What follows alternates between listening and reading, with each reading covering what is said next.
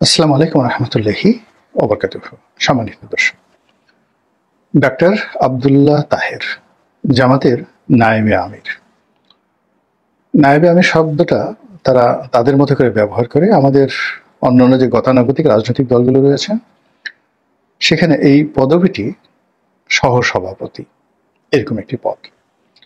তো এই ভদ্রলোক সাবেক সংসদ সদস্য এবং এই মুহূর্তে জামাতের one of the top three, তিনজন গুরুত্বপূর্ণ নেতা, জনাব আমির এবং জনাব সাধারণ সম্পাদক জনাব গোলাম পারওয়ার এবং জনাব নায়েবে আমির ডাক্তার আবদুল্লাহ তাহের। এর বাইরে আরো জামাতের প্রায় ডজন খানেক গুরুত্বপূর্ণ নেতা আছেন যারা এই সময়টিতে জনগণের সম্মুখে আসছেন।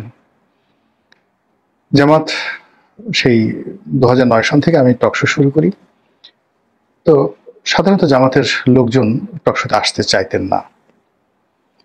আমি দুইবার জিল্লুর রহমান সাহেবকে কনভিন্স করে দুজন অতিথিকে আমি ডেকেছিলাম। মূলত আমার ইন্টারেস্টে একজন ছিলেন জামাতের হামিদুর রহমান আজাদ, তখন সংসদ সদস্য ছিলেন, এবং ওই অনুষ্ঠানের মাধ্যমে তার সঙ্গে আমার একটা ব্যক্তিগত সম্পর্ক স্থাপন হয় এবং সেই সম্পর্কটি এখনো বন্ধুত্বের পর্যায়ে রয়ে গেছে। হামিদুর রহমান আজাদ, ডক্টর হামিদুর রহমান আজাদ।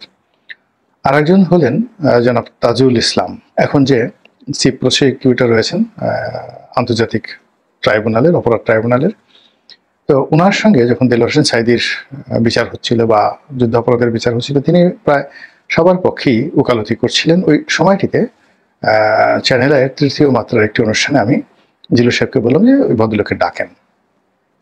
তো ওই সময়টিতে আমার ব্যক্তিগতভাবে জামাতের প্রতি একটা দুর্বলতা ছিল আওয়ামী লীগের অত্যাচার এবং অতি নির্যাতনের কারণে। আমার কাছে মনে হলো যে তারা কথা বলতে পারছেন না, তাদের আদর্শ তারা প্রচার করতে পারছেন না। যদিও ব্যক্তিগতভাবে জামাতের যে ধর্মতত্ত্ব, থিওলজি, ওহাবিবাদ, তারপরে মওদুদিবাদ, এই বিষয়গুলোর সঙ্গে আমার দ্বিমত রয়েছে। আমি ইসলাম বলতে যেটি বুঝি এটা মধ্যপন্থা, যেটি অনেক আহলে সুন্নাতুল জামাত বলেন, ঠিক সেই আহলে সুন্নাতুল জামাতের মতো করে ধর্মকর্ম করা। আবার একই সঙ্গে জামাত যেটা অপছন্দ করে, অর্থাৎ এই যে পীর, মাজার, কবর পুজো করা, এগুলো নিয়ে বাড়াবাড়ি করা, এই বিষয়গুলো আমার পছন্দ নয়। তবে আমার সাথে এই দুই গ্রুপেরই একটা দূরত্ব। সেই দূরত্বটা হলো জামাত যেভাবে মাজার পূজারীদেরকে, পীর পূজারীদেরকে বা যারা পীরতন্ত্র করেন তাদেরকে ঘৃণা করে, তাদেরকে প্রতিরোধ করতে চায়, তাদেরকে অপদস্থ করতে চায়, এই জায়গাটাতে আমি দ্বিমত পোষণ করি। আবার আহলে সুন্নাত ওয়াল জামাতের যারা লোকজন রয়েছেন তাদের একটা ধারণা যে তারা ছাড়া অন্য মতাদর্শে যারা লোকজন তারা ভালো না, অনেকে কাফের, অনেকে ইসলাম থেকে খারিজ হয়ে গেছে। আপনি কিছু আলেম ওলামা যারা আছেন, যারা আহলে সুন্নাত ওয়াল জামাতের ধারক বাহক বা মুখ্য আলেম হিসেবে মনে করেন, দেখবেন যে এরা খুবই অহংকারী, প্রচন্ড অহংকারী, এবং তারা খুব গালাগালি করেন, উগ্রতা দেখান এবং নিজেদের শ্রেষ্ঠত্ব তারা জাহির করেন। এই লাইনের, অর্থাৎ আহলে সুন্নাত ওয়াল জামাত বাংলাদেশে অনেকে প্রতিষ্ঠা করেছেন একটা ধারাবাহিকতা, কিন্তু আমি 80-র দশকের থেকে বেশ কয়েকজন লোককে চিনি যারা এখন যারা আহলে সুন্নাত আছেন, তাদের সবারই উস্তাদ ছিলেন, উস্তাদুল আল্লাম। এদের মধ্যে একজন ছিলেন কমলাপুর রেলওয়ে জামে মসজিদ, কমলাপুর রেলওয়ে জামে মসজিদ, এটার খতিব ছিলেন জনাব তাহের। তো আবু তাহের এরকম। তো অসাধারণ বক্তা ছিলেন, কিন্তু উনি মাইল্ড ছিলেন। আরেকজন ছিলেন মাওলানা আব্দুল জলিল, উনি মারা যাওয়ার পরে তো উনি আহলে সুন্নাত ওয়াল জামাতের মহাসচিব অথবা সভাপতি এরকম কিছু একটা ছিলেন। তো উনি খুব রাগী ছিলেন, প্রচন্ড রাগী ছিলেন, উগ্র ছিলেন। উনি আবার শাহজাহানপুর রেলওয়ে কলোনি মসজিদ যেটা আছে ওই মসজিদের খতিব ছিলেন, গাউসুল আজম মসজিদ। তারপরে চট্টগ্রামে যে আলফালা মসজিদের যিনি খতিব ছিলেন দীর্ঘকালীন সময়, এই ভদ্রলোক আহলে সুন্নাত ওয়াল জামাত করতেন, তার সঙ্গে আমার একটা ভালো সম্পর্ক ছিল। তো আমি তাদেরকে দেখেছি। আবার যেহেতু জামাতের আলেম ওলামাদের সঙ্গে অনেকের সঙ্গে পরিচয় আছে, এদের উগ্রতা বাদ দিয়ে দুটো দলের মধ্যেই তারা যে প্রচারণা চালাচ্ছেন, এগুলোর মধ্যে আমি অনেক যৌক্তিকতা খুঁজে পাওয়ার কারণে আমি অনেকটা লিবারেল মানুষ হিসেবে উভয় পক্ষের সাথে সম্পর্ক বজায় রেখেছি। এই জন্য অনেকের প্রতি আমার মমত্ব, আমি কারোর মধ্যে কনজারভেটিভ হতে পারিনি। একদম 100% আওয়ামী লীগের হয়ে বিএনপিকে কখনোই ঘৃণা করতে পারিনি। একেবারে আমার শৈশব থেকে কখনো আমি বিএনপিকে ঘৃণা করতে পারিনি। আমি বিএনপির অনেক অনুষ্ঠানে গিয়েছি যখন আমি স্কুলে পড়ি। অনুষ্ঠান হলেই আমি যেতাম, যেমন ঢাকা বিশ্ববিদ্যালয়ে যখন পড়েছি ছাত্রলীগ করতাম, কিন্তু বি চৌধুরী বক্তব্য দিচ্ছেন আমি শুনতে যেতাম। তারপরে জাতীয় পার্টির মিজানুর রহমান চৌধুরী বা শাহ মহজেম সাহেব বক্তব্য দিচ্ছেন, আমি কিন্তু শুনতে যেতাম। তারপর বিএনপির আব্দুল সালাম তালুকদার অথবা কে এম ওবায়দুর রহমান বক্তব্য দিচ্ছেন, মন্ত্রমুগ্ধের মতো আমি শুনতে যেতাম। আমার মধ্যে কখনো এরকম একেবারে কনজারভেটিভনেস ছিল না। অথবা আওয়ামী লীগে যারা ভালো বক্তব্য দেন তাদেরকে আমি সবসময় একেবারে শৈশব থেকে আমি তাদের বক্তব্য শোনার জন্য বহু মাইল অতিক্রম করে গিয়েছি। এটা আমার একটা, যাকে বলা হয় লিবারেল যে ডেমোক্রেটি, সেই সহনশীলতা রাজনীতির একটা অভ্যাস ছোটকাল থেকে গড়ে উঠেছে। ফলে আওয়ামী লীগ ছেড়ে এসেছি, বিএনপিতে এসেছি, কিন্তু বিএনপিতে আসার পরও আওয়ামী লীগকে বিএনপির অন্য সব নেতাদের মতো আমি ঘৃণা করতে পারিনি। অথবা অনেক সময় দেখা যাচ্ছে যে নিজের ভার্জিনিটি, সততা প্রমাণ করার জন্য, সতীত্ব প্রমাণ করার জন্য অনেকে খুব বেশি যাকে বলা হয় ওভার অ্যাক্টিং করেন। তো সেটা আমার দ্বারা হয়নি। অনেক হিন্দু বলে হয়ে থাকে যে যারা মুসলমান হয়ে যায় তারা খুব বেশি বেশি গরু খেতে পছন্দ করে। আবার বিএনপির অনেক লোক আওয়ামী লীগে এসে বিএনপিকে খুব গালাগালি করে, আওয়ামী লীগের অনেক লোক বিএনপিতে এসে আওয়ামী লীগকে খুব গালাগালি করে। তো ওই জিনিসটা আমি আসলে কখনো পারিনি, পারবো না, আর পারতে চাইও না। তো সেই দিক থেকে যেটা হলো যে জামাতের যারা লোকজন রয়েছে তাদেরকে ইদানিং আমি কম বেশি সমালোচনা করছি আমার মতো করে। এই কারণে সমালোচনা করছি যে এই দলটি এখন ক্ষমতায় আছে এবং আগামীতে আরো এখন শেয়ার করে, অর্থাৎ বর্তমান ইউনিট সরকারের সঙ্গে শেয়ার করে ক্ষমতায় আছেন। আগামীতে তারা এক্সক্লুসিভলি ভোটে জিতে কৌশলে ডাকসু এবং জাকসুর মতো করে পুরো দেশের রাজনীতি নিয়ন্ত্রণ করতে চান এবং তারপরে তাদের 1, 2, 3, 4 plan A, B, C, D এরকম ভাবে তারা এই বাংলাদেশকে নিয়ে 100 বছরের পরিকল্পনা করেন। তো এই অবস্থাতে একজন নেতার যে মিশন থাকা উচিত, ভিশন থাকা উচিত, এই অবস্থাতে একজন নেতার যে ভারিক্যে থাকা উচিত, দুর্ভাগ্যজনক হলেও সত্যি যে জামাতের এই প্রজন্মের যারা এই মুহূর্তে নেতৃত্ব দিচ্ছেন তারা এখন পেরে উঠছেন না। তাদের কথার ম্যাচুরিটি আলী হাসান মুজাহিদি সাহেবের মতো নয়, গোলাম আজম সাহেবের মতো নয়, এমনকি মতিউর রহমান নিজামী, আব্দুল কাদের মোল্লা, কামরুজ্জামান তাদের মতো নন।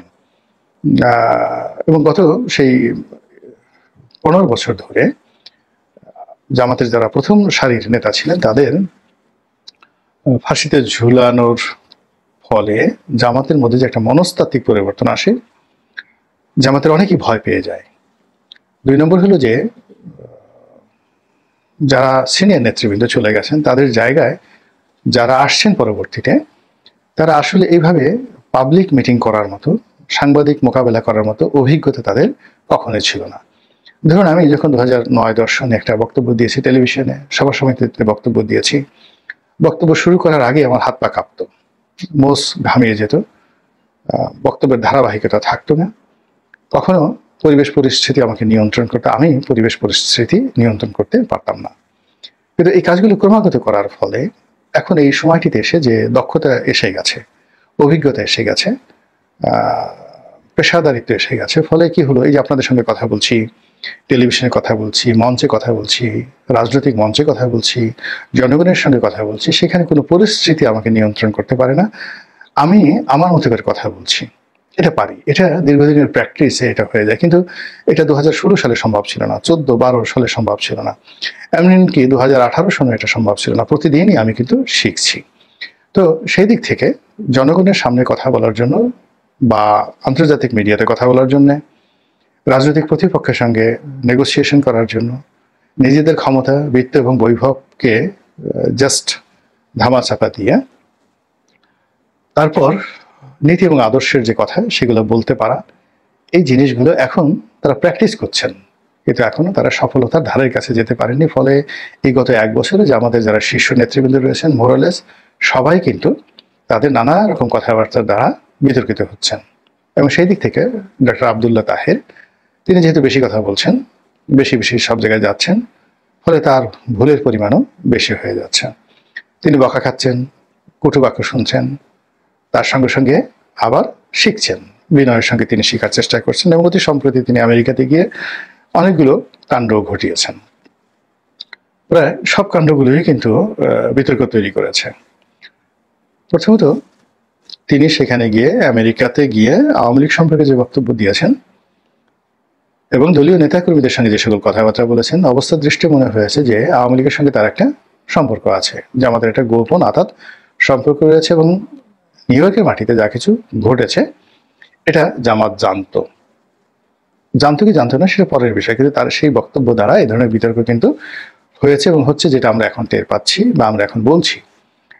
দ্বিতীয়ত, তাদের যে অ্যাম্বিশনগুলো, মনের যে সুপ্ত চিন্তা, অনেক সুপ্ত চিন্তা আমাদের রয়েছে কিন্তু আমরা এগুলো বলি না।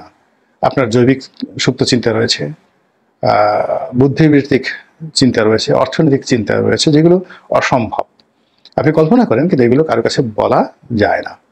তো তদ্রূপ আমাদের মধ্যে বাংলাদেশে অনেকেই ভারতকে আমরা পছন্দ করি না। আমাদের মধ্যে যে যারা ইসলাম ধর্মাবলম্বী, আমরা কথায় কথায় খুলাফায়ে রাশিদিনের স্বপ্ন দেখি, আব্বাসীয় খেলাফতের গৌরবোজ্জ্বল ভূমিকার যে ইতিহাস সেটা অধ্যয়ন করি এবং স্বপ্ন দেখি, উমাইয়াদের শাসনামল স্মরণ করি, মোহাম্মদ বিন কাসিম, হাজ্জাজ বিন ইউসুফ আমাদের নায়ক, আমরা সেগুলো চিন্তা করি। আমরা খালিদ বিন ওয়ালিদের কথা স্মরণ করলে, গাজী সালাউদ্দিনের কথা স্মরণ করলে, ইউসুফ বিন তাসকিন মরক্কোর শাসক, তার কথা স্মরণ করলে আমাদের গর্বে বুক ভরে যায়। আমাদের দেশে অটোম্যানদের সম্পর্কে আমরা তেমন একটা জানতাম না, কিন্তু বাংলাদেশের দীপ্ত টেলিভিশনে সুলতান সুলেমান কয়েকটি সুলতান সুলেমান, কোসেম, এরকম কয়েকটি পর্ব প্রকাশিত হওয়ার পর অটোম্যান ডাইনেস্টি সম্পর্কে আমাদের যে আগ্রহ, উদ্দীপনা এখন তুঙ্গে। আমরা এখন সবাই সুলতান সুলেমান, সুলতান তৃতীয় মুরাদ, সুলতান মেহমেদ যিনি কনস্টান্টিনোপল দখল করেছিলেন, তো আমরা সবাইকে শ্রদ্ধা করি এবং ওইরকম একটা ডাইনেস্টি আমরা তৈরি করতে চাই। এবং সেই ডাইনেস্টি তৈরি করার যে স্বপ্ন, সেই স্বপ্নের কারণে আমরা আবার সেই সুলতানি জামানা, ইলতুৎমিশের জামানাতে, গিয়াসউদ্দিন বলবনের জামানাতে, আলাউদ্দিন খিলজির জামানাতে, দিল্লি কেন্দ্রিক আমরা সেই সময়গুলোকে স্মরণ করি। মুঘল জামানাতে আমরা বাবর থেকে শুরু করে আওরঙ্গজেব পর্যন্ত এই যে স্বর্ণালী সময়, এই সময়টিকে আমরা ওন করতে চাই। আবার আমরা ভারত দখল করতে চাই, আবার আমরা সেখানে মুসলিম শাসন প্রতিষ্ঠা করতে চাই। এটা এই বাংলাদেশে যারা পশ্চিমে মুখ ঘুরান, নামাজ পড়েন কাবামুখী হয়ে, এমন কোনো মানুষ নেই তাদের মনে এই চিন্তাগুলো নেই। কিন্তু এখনকার যে বাস্তব পরিস্থিতি, সেই বাস্তব পরিস্থিতি এই কথাগুলো বলার মতো নয়। আমরা এই কথাগুলো বলা ঝুঁকিপূর্ণ মনে করি, দেশের জন্য, নিজের জন্য, সব দিক থেকে এই কথাগুলো বলা যাচ্ছে না। এবং এটা কতটা রিয়েলিটি আপনি চিন্তা করুন যে মোহাম্মদ রাসূলুল্লাহ সাল্লাল্লাহু আলাইহি ওয়াসাল্লাম যখন মক্কা জয় করলেন, তখন আপনি বুঝতে পারেন যে প্রবল রোমান সম্রাট, পুরো মধ্যপ্রাচ্য তাদের শাসনকর্তা হয় না। সিরিয়া থেকে যদি রোমান সম্রাটের কোনো একজন প্রতিনিধি, একজন যাকে বলে সিঙ্গেল একজন সৈনিক পাঠিয়ে দেওয়ার পর যদি মক্কার কোনো গোত্রকে বলা হয় যে একে অ্যারেস্ট করে, গভর্নর হুকুম দিয়েছেন অ্যারেস্ট করে নিয়ে যাওয়ার জন্য, ওটাকে চ্যালেঞ্জ জানার মতো ক্ষমতা আরবের বেদুইনদের তখন ছিল না। দুটো অংশ ছিল, একটা হলো সিরিয়া কেন্দ্রিক রোমান সাম্রাজ্য, আর একটা ছিল পারস্য, যাকে বলে ইয়ামেন কেন্দ্রিক, ইয়ামেনের হাদ্রামুত কেন্দ্রিক, আবার এটাও না, আবিসিনিয়া এখন ইথিওপিয়া ছিল যাকে বলা হয় পারস্য ডাইনেস্টির আঞ্চলিক হেডকোয়ার্টার। তো ইথিওপিয়া থেকে আবার একজন গভর্নর পাঠানো হতো, যিনি ইয়ামেনের সেই যাকে বলা হয় রাজধানী সানাতে বসতেন। সেই গভর্নরের হুকুম চলতো দক্ষিণ আরবে, আজ আমরা যেটাকে হেজাজ বলি, মক্কা মদিনা, এই অঞ্চলে চলতো পারস্য শাসন, আর উত্তর আরব সেখানে চলতো রোমান সাম্রাজ্যের শাসন। এবং ওইরকমই ছিল অবস্থা যে 650 খ্রিস্টাব্দের দিকে বা আল্লাহ রাসূলের জামানাতে যদি মক্কা মদিনাতে সেই পারস্য শাসকের একজন প্রতিনিধি আসতো নিরস্ত্র এবং বলতো ওকে অ্যারেস্ট করে নিয়ে যাওয়ার জন্য, এভাবে কিন্তু হুজুর পাক সাল্লাল্লাহু আলাইহি ওয়াসাল্লামকেও অ্যারেস্ট করার জন্য লোক পাঠানো হয়েছিল। তখন আল্লাহ রাসূল বলছেন যে আপনি যার হুকুম তামিল করতে এসছেন তিনি তো নিহত হয়েছেন, তিনি তো আর নেই। তো এই কথা শুনে তিনি ভয় পেয়ে গেলেন এবং আসলেই সেটা নিহত হয়েছিল। তো এরকম ছিল তখনকার রাজনৈতিক অবস্থা।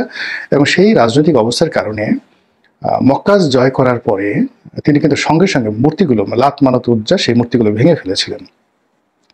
কিন্তু ওখানে যে আমরা যাকে হযরত মারিয়াম আলাইহিস সালাম বলি, তারা খ্রিস্টানরা যাকে মা মেরি বলে, তার একটা ছবি ছিল ওয়ালে আঁকা। সেই ছবিটা কিন্তু রাতারাতি মুসা হয়নি। এর কারণ হলো আল্লাহ রাসূল চিন্তা করছিলেন যে এটি যদি মুসা হয় আর এটির খবর যদি সিরিয়াতে পৌঁছে এবং সেখান থেকে যদি রোমান সম্রাটের কানে যায়, আর রোমানরা যদি এই মুহূর্তে মক্কা মদিনা আক্রমণ করে, আমরা সেটা সামাল দিতে পারবো না। This is politics. তো এইভাবে অনেক কথা আমাদের হৃদয়ের মধ্যে রয়েছে, অনেক বাস্তবতা রয়েছে, কিন্তু অবস্থার প্রেক্ষিতে আমরা সেটা পালন করতে পারি না বা আমাদের করা উচিত নয়। এখন আমরা কোনো অবস্থাতেই ভারতের সঙ্গে যুদ্ধ করার, ভারত দখল করার, এটা আমাদের স্বপ্ন হতে পারে, কিন্তু এটা 1% বাস্তবতা নেই। বরং আমাদের রাজনীতিবিদের মুখ থেকে এই ধরনের কথাবার্তা যদি বলে বা বের হয়, তাহলে যে কোনো সময় একটা দুর্ঘটনা ঘটতে 30 মিনিট সময় লাগবে না, অনলি 30 মিনিট, সবকিছু তছনছ হয়ে যাবে, এটা দ্বিতীয় সিকিম হয়ে যাবে। তো সেই দিক থেকে জামাত যেহেতু এখন ক্ষমতা লাভ করতে চায়, ক্ষমতায় যেতে চায়, ফলে তাদের বক্তব্য কতটা সংযত হওয়া উচিত এটি বলাই বাহুল্য। তারা ইতিমধ্যে গাজওয়াতুল হিন্দের কথা বলেছেন, আব্দুল তাহের, তিনি সেখানে গিয়ে, ডক্টর আব্দুল তাহের। তারপরে ভারত বাংলাদেশ আক্রমণ করুক, তিনি সেটা চান, এবং 71-এ যেভাবে তারা দেশমাতৃকার পক্ষে যুদ্ধ করেছেন পাকিস্তানের পক্ষে, এইবার তারা ভারতের বিরুদ্ধে বাংলাদেশের পক্ষে যুদ্ধ করে তারা দেখাবেন যে তারা সত্যিকার অর্থে দেশপ্রেমিক।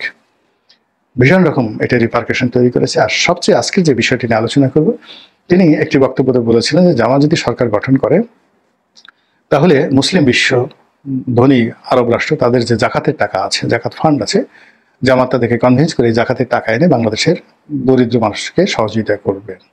ভীষণ রকম আপত্তিকর কথা। আমরা এখন বিশ্বের কোনো দেশের জাকাত গ্রহণ করার পর্যায়ে নেই। এটি খুবই অবমাননাকর, খুবই অসম্মানের কথা, অমর্যাদাকর, মর্যাদাহানির কথা, যে আমরা কেন সেই অন্য মুসলিম কান্ট্রি থেকে জাকাত এনে আমাদের এই দেশে বিতরণ করবে। এমনিতেই বঙ্গবন্ধুর জামানাতে সেই তলাবিহীন ঝুড়ি, বটমলেস বাস্কেট, এই কথা নিয়ে খুব, যাকে বলা হয়, বিতর্ক হচ্ছিল, এবং এখন পর্যন্ত হচ্ছে যে হেনরি কিসিঞ্জার বাংলাদেশকে যে তলাবিহীন ঝুড়ি বলেছিলেন, সেটা বঙ্গবন্ধুর কারণে তলাবিহীন ঝুড়ি তৈরি হয়েছিল, যে যেখানে সারা দুনিয়া মুক্তিযুদ্ধের পর বাংলাদেশকে সহযোগিতা করেছে, কিন্তু সেই সহযোগিতা সরকার কাজে লাগাতে পারেনি, তলাবিহীন ঝুড়ির মতো সেটা নিচে পড়ে গেছে। তো সেই দিক থেকে জামাত কি করবেন, তিনি একটা ভিক্ষুকের জাতি তৈরি করবেন। তারা যে জাতি সারা দুনিয়াতে ভিক্ষা করে বেড়াবে, মুসলমানদের দরবারে ভিক্ষা করে বেড়াবে। তো এই কথা নিয়ে খুবই বিতর্ক হচ্ছে। জামাতের উচিত এই ধরনের কথাবার্তা পরিহার করা, আর এই ধরনের বিশ্ব মঞ্চে গিয়ে কি কি কথা বলা উচিত সে বিষয়ে ট্রেনিং দেওয়া। মহান আল্লাহ আমাদের সবাইকে হেদায়েত দান করুন।